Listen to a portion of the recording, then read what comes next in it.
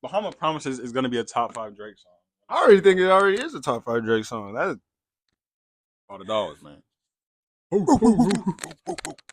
we're back in the lounge, layup lounge.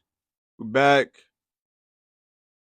Welcome back, man. It's been a minute, but a lot of hoops, a lot of basketball to be talked about. Weez, how you feeling? Man, I'm doing all right. Feeling good today. Yeah. Back in the lounge. Wrapping up November, heading into December. Mid-season tournaments wrapping up. There's a lot going on in the hoop world. First of all, we got to talk about the Wizards because if you remember, you said this team would be 41 and 41. Mm-hmm. If the betting odds was 35 games, are you taking the over or under? I'll take over. I'm going to say over. Where are you at with that? Like, give me a number. I'm going to say 41 wins. You think the Washington Wizards are winning 41 games? They can win 41 games. Really? They can win 41 games. And I'll just go ahead and address it head on. When this Jordan Poole trade happened, I anticipated we were getting a different Jordan Poole going to the Washington Wizards. I anticipated we were getting a Jordan Poole that was hungry to redeem his image and redeem his name after a down year last year in Golden State. He was looking to put all the Draymond controversy behind him after getting punched. And I kind of thought he was going, take that next step here in Washington after giving the keys to a franchise pretty much. Yeah. He was going to be the guy and be that number one. I was telling everybody 30 points per game. I was saying a lot of stuff about Jordan Poole. I anticipated 41 wins for the Washington Wizards. Before you go on, there was a recent clip going out with Kevin Garnett and Paul Pierce. And before the season started, Kevin Garnett said, I look for Jordan Poole to be a top 5 scorer in the league this year. And if he doesn't shoot more than 25 balls, I'll be shocked, which is he's been shooting around that, but he's definitely not top 5 in scoring. But after the season has gone on, then he went on to say, bro wanted to be everything but a basketball player. Your reaction to that? I mean, it kind of looks like it out there right now. He doesn't look focused. He's not really locked in playing basketball, it looks like. I mean, when he was with Golden State, or even like, say, beginning of this year, like that first preseason game when he had, 40? Yeah. I mean, he's shown he can hoop. It's just like on a night in, night out basis. Are you locked in? Are you showing up? And clearly, I mean, his mind is somewhere else, because if you're supposed to be the leader, you already have a championship, you're supposed to be the number one option. Why are you guys 2-14? There's no excuse for that. I mean, they're a bottom of the barrel team right now, and he's supposed to be like one of those guys, supposed to be that guy taking that next step. Absolutely. So, I mean, KG's not crazy at all. He also did say that he should be out the league. And what do you say to that? That's kind of ridiculous. I mean, we've seen Jordan Poole, like he's an NBA caliber player. Especially when he's locked in. When he's locked in, it's just about showing up night in, night out, and putting in the work. Kyle Kuzma's doing his thing, though. I mean, I said he was going to be most improved. I had him for most improved, and so far he's hooping. But I think the way that the record's looking like, he's probably not going to win the award just because the team success is not there. What do you think now that we've seen the Wizards through the first 17 games or so? What needs to change? I think they should just let it rock for a little bit. I understand that the results haven't really popped off yet, but at this point, we should just let it rock, see what this team can do. We have enough talent to turn things around if people are locked in, like we said. Mm-hmm. The same way they've lost this many games, they can put together a win streak and get back in contention, or like back in respectable like standing. So I think it's just going to come down to like showing up on a night in, night out basis. But at the same time, if it doesn't, I mean, we could start trading assets. I don't think it's crazy at all. We could start offloading Poole. We could see what's on the table. Does he have value at this moment? Yes, I think Jordan Poole definitely has. I mean, we've seen what he can be, an effective scorer on a championship team, and we can't discard that. But if I'm a team, why would I want Jordan Poole? Like, just looking at how the season's turning out, looking at, as like you said, them in the huddle, him not being engaged. Like, why is me as another organization be like, you know what, we'll take Jordan Poole? The same reason organizations risk anything else to get a player like, say, Kyrie Irving or a Bones Highland. There's risk to attach to these players, whether their attitude is in or out, but there's also that reward that you're getting on the court. So I think just because of the chance that he shows up on the night in, night out basis, there is trade value there for him. We've seen what he did in Golden State. Like, on that championship run, they don't win that championship without him, I feel like. No, because absolutely not. Clay was still a shell of himself. Yep. Curry was out there by himself damn near. So it was him and Poole, almost like in the championship against Boston. So, I mean, I don't know.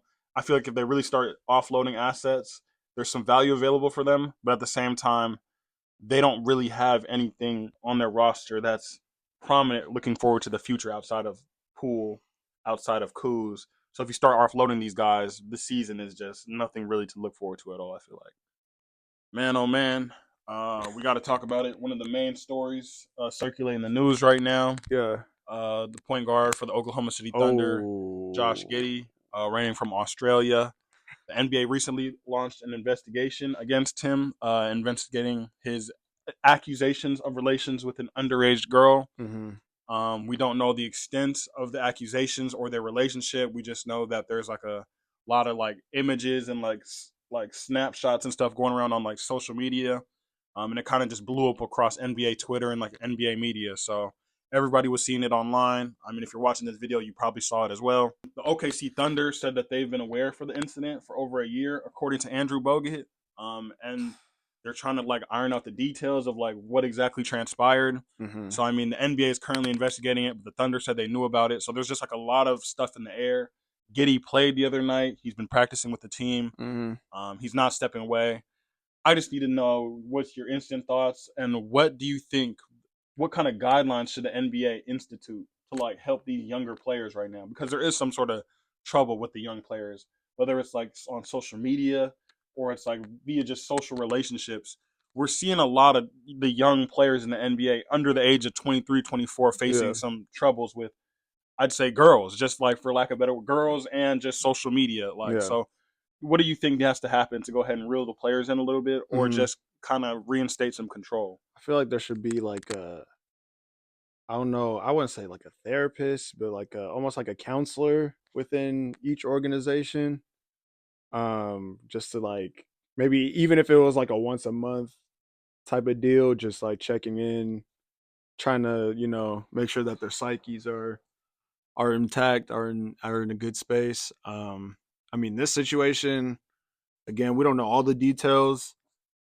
Just because there's some reports like, oh, because Andrew Bogut said, I'm pretty sure in the same like little thing that he was at, like he didn't know that she was underage Or that she lied about it or that she lied about or it. something. But in terms of just like the young NBA players and like the early troubles that we've seen, I think there just needs to be like some sort of counselor or like we see a lot of coaches, like the player personnel coaches, but I think there needs to be more of a just like the personnel part of it, like off the floor, like somebody specifically that's just checking on them off the floor that, you know, because then it's like that person doesn't really, they're not having basketball in mind when it comes to the person. It's like they care more about the person and, like what's going on with them.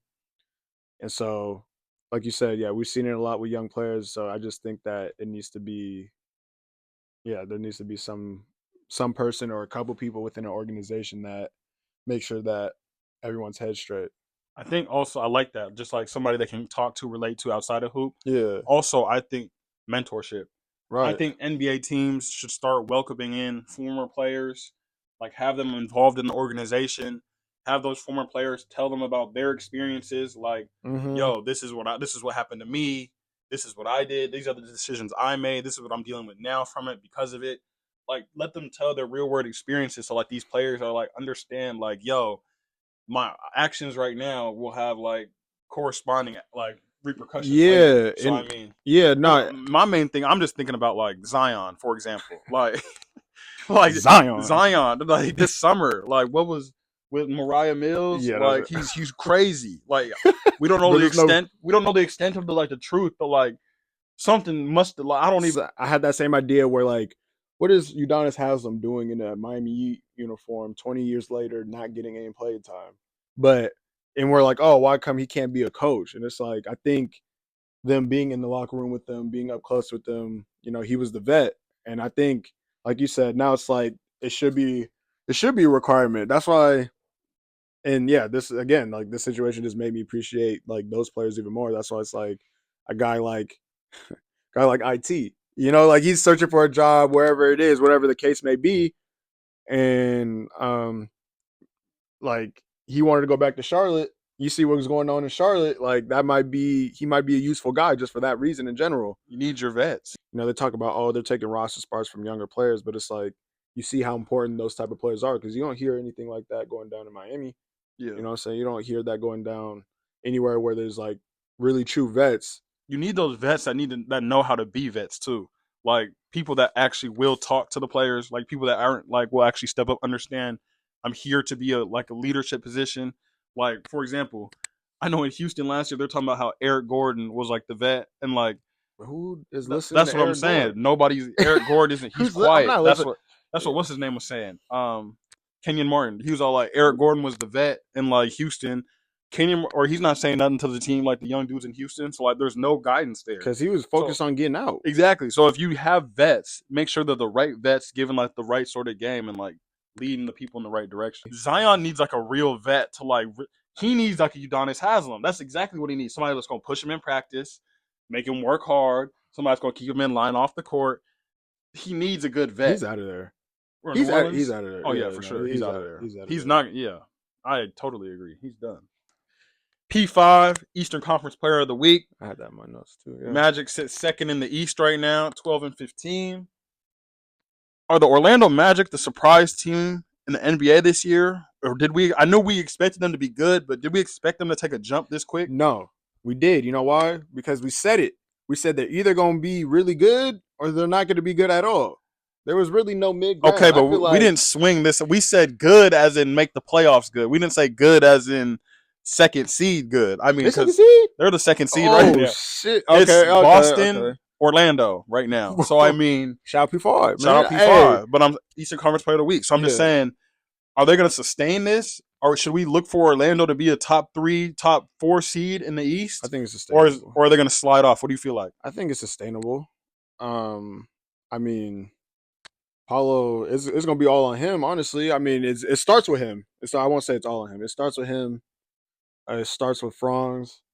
It starts with Mo too. Mo Wagner. You know, they got a lot of pieces. I'm not too shocked. I mean, 7-game winning streak is crazy, but I'm not. I think they can stay in that top 6. I think they can. They might slide a little bit just because you got, Milwaukee, the Sixers. I mean, the top 3 is basically Boston, Milwaukee, and the Sixers down in the East. I mean, you got teams like Miami and like New York as well, but I think they could stay in that top 6 just based off what we've seen. I agree. I feel like they've taken that next jump, especially in like the Eastern Conference. I mean, and I think that what helps them and what separates them is they have a true closer now. And although it's his second season, and we could say whatever we want to say, like it's early, he has 2-game winners on the year already, and like he's going out there, he's closing games out in the fourth quarter, and he's winning them ball games. So I mean, if P5 is really acted like that this year, not only is he going to be an all-star, but I think most improved. I think there's some more. I think there's some more. Second year most improved is kind of like, because that should be expected. Coming up your second year, it's like you should be most improved coming up your second year. Okay, but most from not making the playoffs to second seed. If they were to be the second seed after it's said and done, like before going into the playoffs, I'm hearing you. Yeah. But like, I don't know. It's still gonna be tough. But if they really get there, then yeah. But very early right now, I mean, you'd have to say that it's almost projected that he's in the conversation. Facts. And what I also say is that we were talking about if they start off like this, why not try to go get a DeMar DeRozan? Why not try to go get maybe a Zach Lavine? You got a bunch of guard depth. You can unload some guards. Why are they not? They should definitely be. They can unload. They can go. I mean, and one of those type of moves isn't, to me, it's not really one of those go all in moves, because I feel like to me, it's like low risk, high reward. Or, I mean, depending on what they give up, it could be high risk, high reward. But I don't think the asking price for, I think Chicago's going to go on a fire sale. So I think you try to, even Alex Caruso can enhance their team just defensively. Definitely. I think they should be looking at one of those 3 guards, in my opinion. I think one thing that's different about Orlando though is their total team chemistry. Mm-hmm. Like, just I follow like the Orlando Magic, like their social media page, and just seeing how like tight knit they are as like a group, you can tell it's like their chemistry is like locked in, like just foolproof. So I mean, because they're all kind of around that like same age, like But even like their Joe Ingles, he's like a older dude on the team. He's still like cool. So I mean, they just seem like one of those teams that just like locked in, foolproof. So I mean, hopefully a trade wouldn't hurt none of that. And so that's what I'm kind of, especially because they're rolling right now, like second seed, you wouldn't really want to mess none of that up. But at the same time, like I agree with you. I think they should be buying at the deadline, because if you have an opportunity to improve your team and say get a Caruso on the discount or like a DeRozan on the discount, why not? I mean, Orlando's on top soon. I think the only way they don't do anything at the deadline is if they're literally in the top 3 seed by the deadline. Like if they're top 3 still by that time, because that's still a lot of time. That's like 2 months almost. So I think if there are in that top 3 still, then maybe they might make like a smaller move. But I think even if they're in the bottom of that 6 or whatever, like 4 through 6, I think they should just go for it. I mean, why not? They haven't won a playoff series in a very long time. We've seen way back when they were consecutive 8 seeds, and then they'll win that first game, and then that was it. And so I think a successful season for them, if they can sustain this at this point, is winning a playoff series. I think making the playoffs, of course, maybe even avoiding the play in is an accomplishment, but I think winning a playoff series really like set this organization up for further success. NBA in-season tournament. We're going through the final round this week. We have actually some closeout games happening Tuesday. How have you felt about the structure of the game so far? Like, what's your least favorite part? What's your most favorite part? And what would you change about the tournament? Like, just give me your overall breakdown of the in-season tournament. Okay. What I like is they're playing until the final buzzer. You see them trying to get buckets even when the game is over. I know some players don't like that, but to me, I like it when they're just going hard throughout the whole entire game. What I don't like about it, I don't know. I don't know if there's anything I dislike about it. Let me ask you something. You think it's coincidence that these games are like, they're full of energy or just hyped in general? Like, there's been a couple close games. You think that's just coincidence, or you think that's because of the play-in tournament atmosphere? I think it's just coincidence. I mean, because there's definitely been blowouts too. So I mean, it's just any given game. That first week was lit. It was lit. For some reason though, like I don't know if it was like in their quota or like in their paycheck that they got a bonus. All of the players were like talking highly about it though. Like no. I'm sure they had to. They had it almost in like a scripted sort of manner. Like it felt like they were all like, KD was all like, "This is the court we finna play on." And then like Draymond was all like, "Man, this is lit." I was like, bro, all these dudes are like talking crazy. They are not this excited to play in this tournament, I felt like. No. So I felt like they got some sort of bonus if they hyped it up. I mean, it's already a monetary-based reward, which is one thing I want to address because I feel like it should be. I feel like if it's an in-season tournament, the reward should be more. Give me a playoff bid. Give me a playoff bid could be crazy. Give me a playoff bid. Give me an extra ball in the lottery. Give me something. I think I like that one better. Only because if you give them a playoff bid, it's like, all right, we're chilling till the playoffs. Like, facts, say if they win, it can be. Let me just say, like, what the Portland Trailblazers win it. We know that they're not in the playoff race, but they win the tournament, and it's like, oh, we're for sure in the playoffs. Like, first of all, they'll be obligated to like.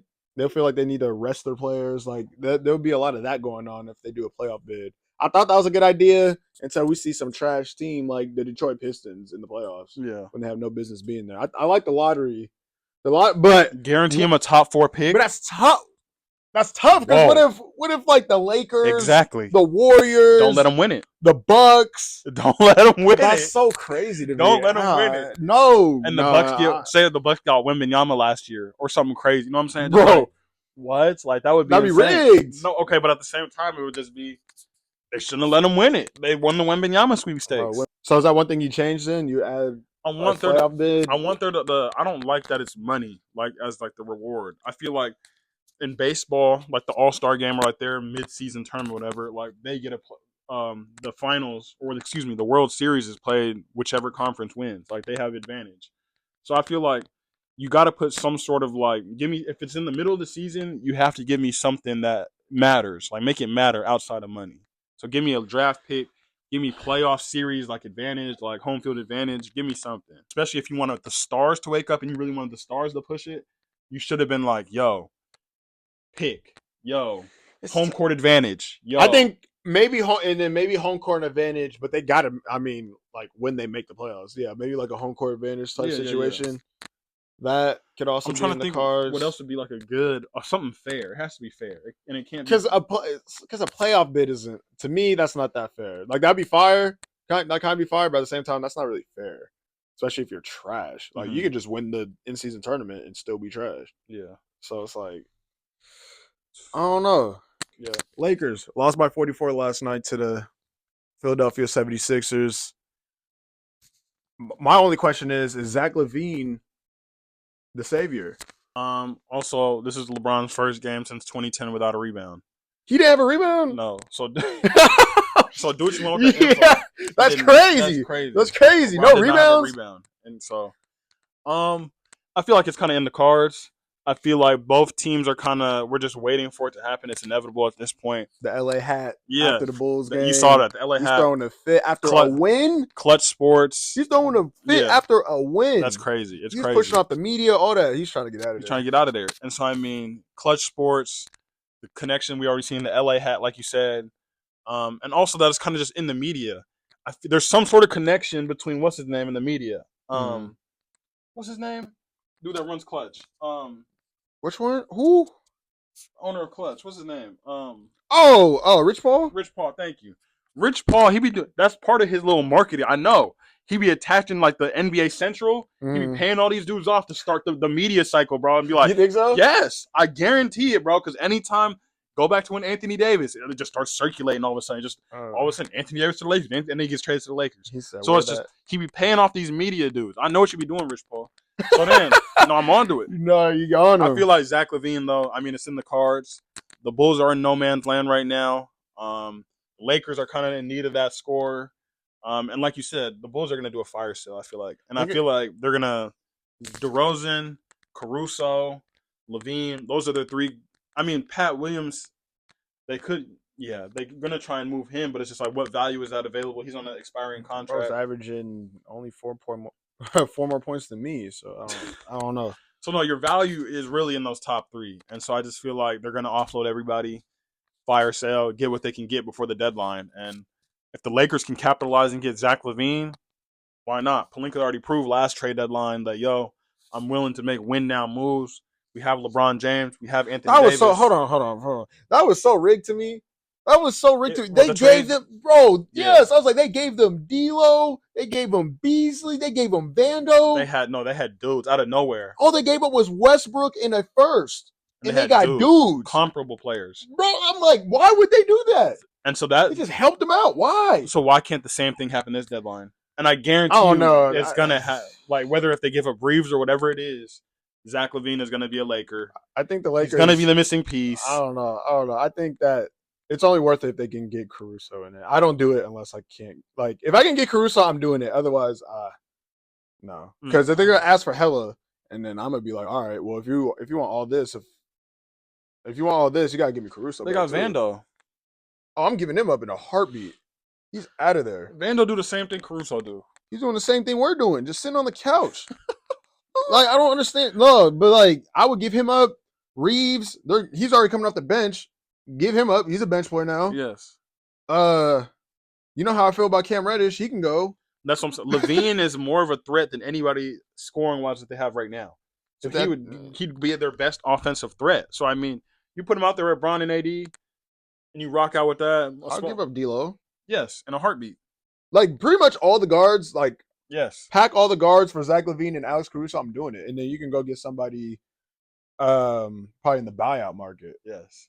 I just I like that. I like that. Yeah, like, that makes sense. I'll just give up all my guards for go those sign two. Rondo. Go get somebody. Go sign Rondo. See, why is Rondo not on the team? He should be somebody's vet right now. I don't know. At the end of the bench. Rondo's a vet you need to have. Drake is a better singer than Michael Jackson. Argue with somebody else. Argue with your mama. Drake. It's true. Nah, yes, Drake is a better singer than Michael Jackson. Clearly. Because Mike ain't doing Get Along Better. Mike ain't doing Marvin's Room. Mike ain't doing Over My Dead Body. I mean, Shut It Down. Shut It Down. He's not doing Shut It Down. He's not doing Redemption. No. Oh, Mike is not doing Redemption. He's not doing Redemption. No. Talking about ABC. No, he's not. No, he's not doing Bahamas Promises. Yeah, no.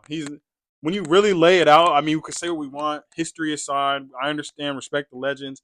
This is like comparing Wilt Chamberlain to LeBron. You know what I'm saying? Like, come on, let's keep it a stack here. Keep it a stack. It's 100 not points as crazy. Yeah, come on. He was putting up 100 points against nobody. Y'all go listen to them side by side. I promise you, it's not as crazy as it sounds. Yeah. It's been a wrap, man. It's been a wrap. You know, like we always say, do your due diligence. Your due diligence. Do your due diligence. Like and subscribe. The lounge, man.